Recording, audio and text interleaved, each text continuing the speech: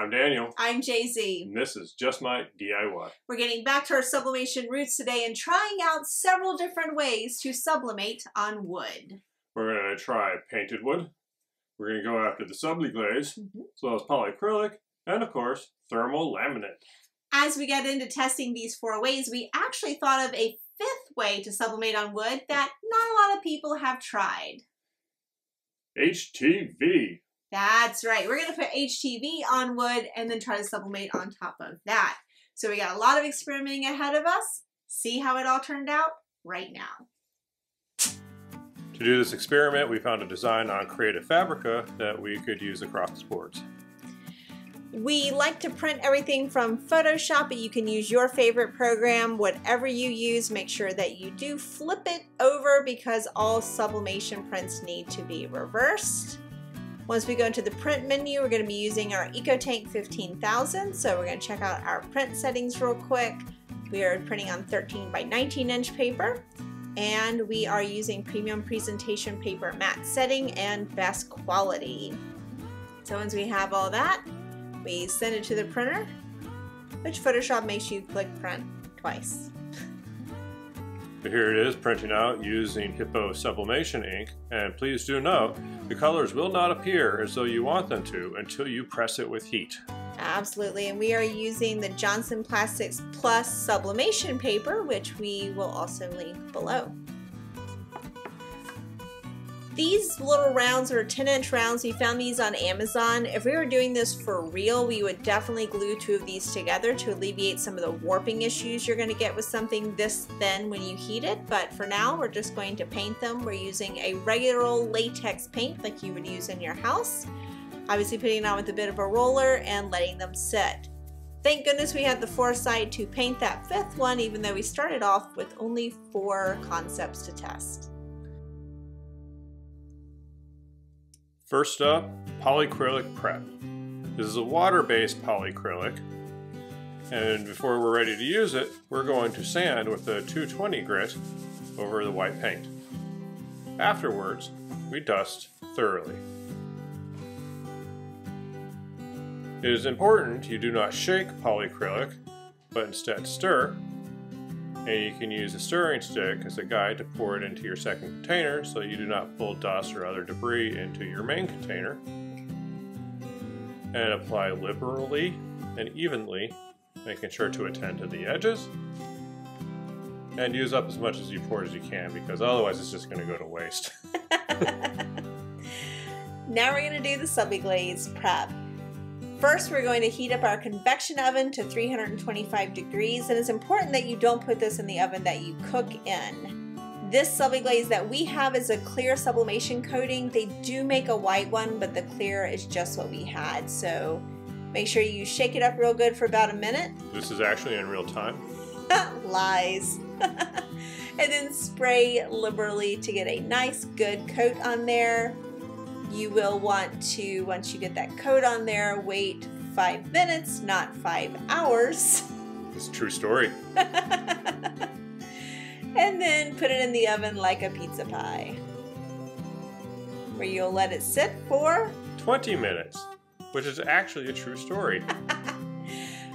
Make sure you're in a well-ventilated area. This stuff is pungent when it is cooking. I was not standing there the whole time, breathing that in. Thank goodness.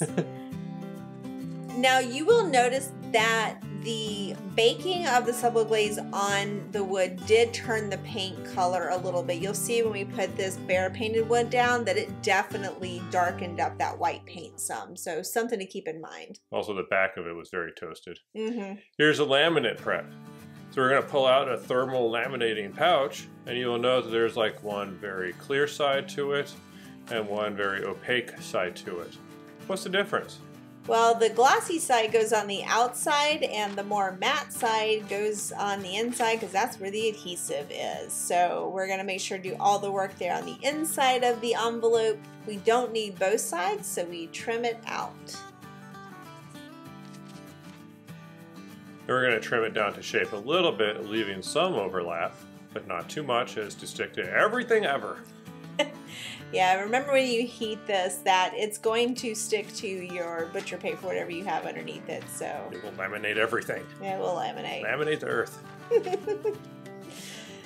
So we put a sheet of butcher paper underneath and then a butcher paper on top just to protect our heat press, and we let it go for about 30 seconds at 380. And peel it, and cool it, and then trim it. Now this took a minute to cool down because it was 380 degrees. We highly recommend those heat gloves that you'll see us using throughout this video. Once it cools, we use our Exacto knife to trim it to size before placing it onto our sublimation printout. We're just going to use a couple pieces of heat-sensitive tape to hold it in place. Heat-resistant tape. That's what I meant. So you'll notice we do have an overlap with the sublimation ink as well. That was intentional because we want a full bleed, but that also means that 2 sheets of butcher paper are going to go beneath this in the press for every single one, so we can make sure to not mess up our press. So we'll start off by sublimating on the laminate. 2 sheets of butcher paper down, like I just said. Place that with the sublimation print facing, or a sublimation print on top, and press it 380 degrees for 60 seconds. Now we like to peel these warm, even though it says you should probably let it cool first, but we don't want the ghosting effects to happen. We really try to peel all of our sublimation hot when we can. We don't want Casper. No Caspers. Look at how well that did. We'll do a close-up and a full debrief on all these methods, but that one came out beautifully. Now doing this whole thing on Subli Glaze. Same thing, 2 layers of butcher paper down, the sublimation thing, and then 2 more layers of butcher paper, and then we peel it again. And this one actually peeled pretty nice too. That paper came right off. The color looks good too, everything looks good. Now we're going to go into the polycrylic. Again, everything is 380 for 60 seconds. The one thing we will say while we're doing this here is that we do not reuse any of our butcher paper once it's been heated with the sublimation. We don't want any accidental transfers. So butcher paper, use once. Why are you struggling peeling that off? Because it's stuck. It's stuck all over that round.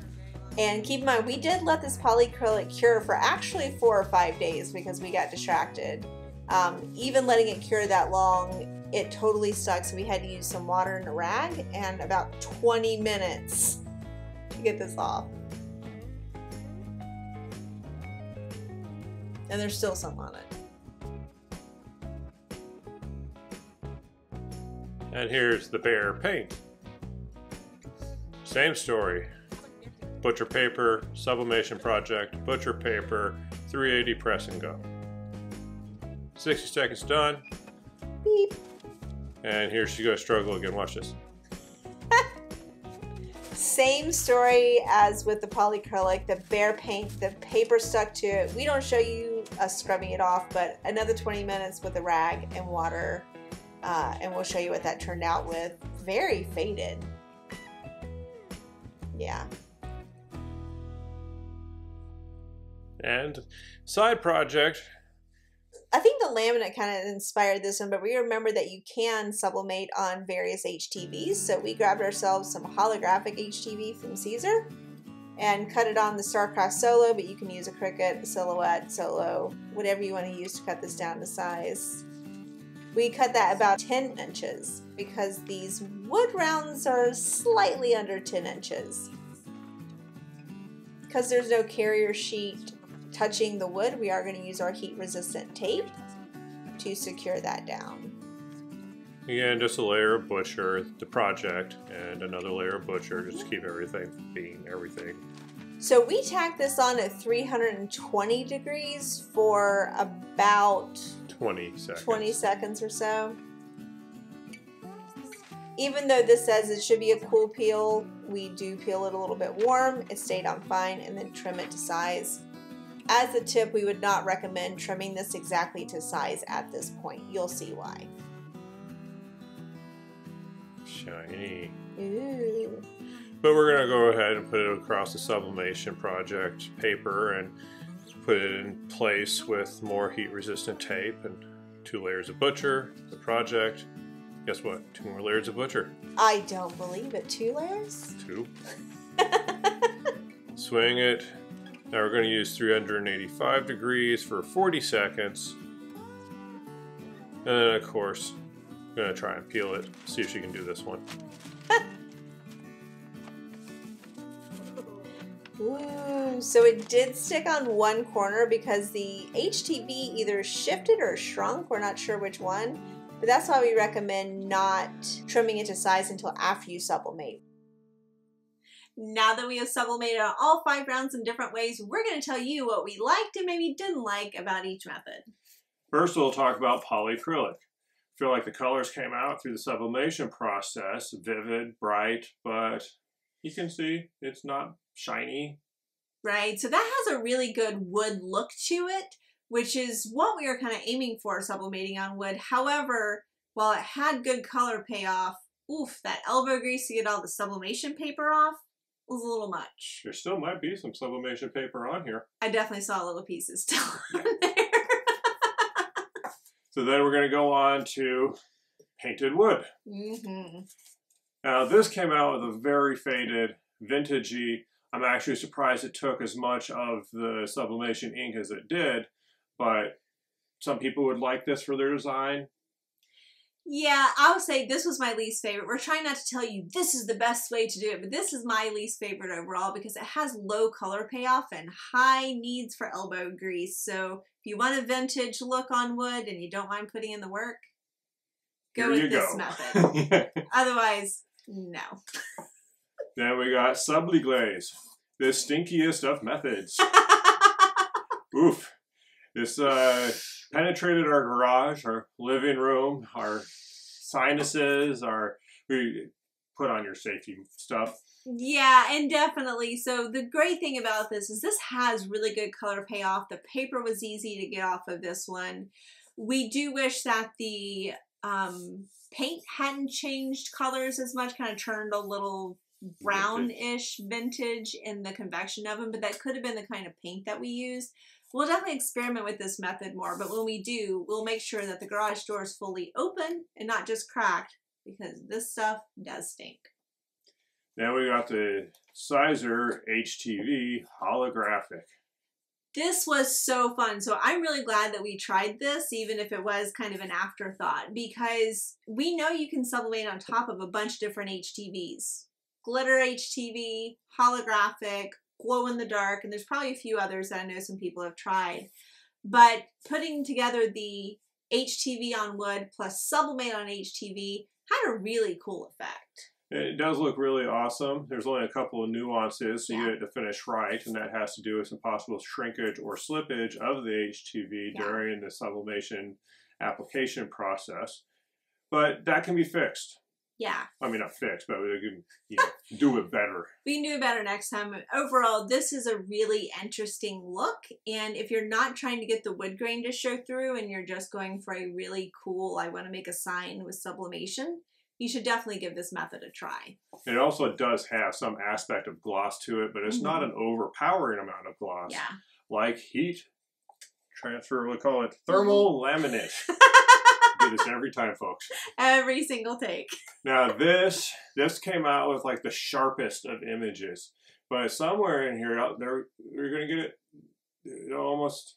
I'll get it here eventually. You'll see the shine on it. He's trying to blind you guys, bouncing our light off, and there you go. So the great thing about the thermal laminate is that you got wonderful color payoff. Thermal laminate is meant to be heated, so you don't get into any of that questionable sublimating on top of adhesive laminate and what fumes might be coming from that. This is meant to be heated. I think it has great color payoff, and if you're looking for a glossy finish, this is really the way to go. It is. So there we go. 5 different ways to sublimate on wood. We hope you learned a lot in this. And if you did, of course, you should like, subscribe, and ring the bell. In the comment line, give us a different idea of maybe another couple of things we can try to use as a medium for sublimating on wood. And of course, know that everything that we use to do this is listed in the description below. Also in the description are all of our social handles. Please connect with us across platforms. We love hearing from you guys. And don't forget to check out our blog at justmydiy.com. Thanks for watching.